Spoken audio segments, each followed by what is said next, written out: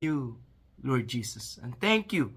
Guard this truth in our heart, in our soul. Bless the one who can watch wherever they are. Inspire them to your word, God.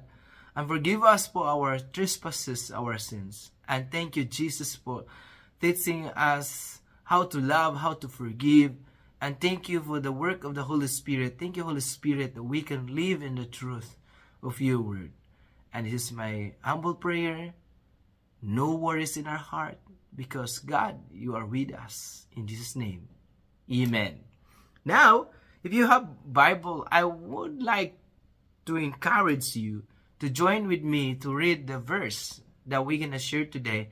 But if you have your own Bible version that you like, if you want King James Version or what version that you have, if you have your smartphone, I hope you open your smartphone and look up for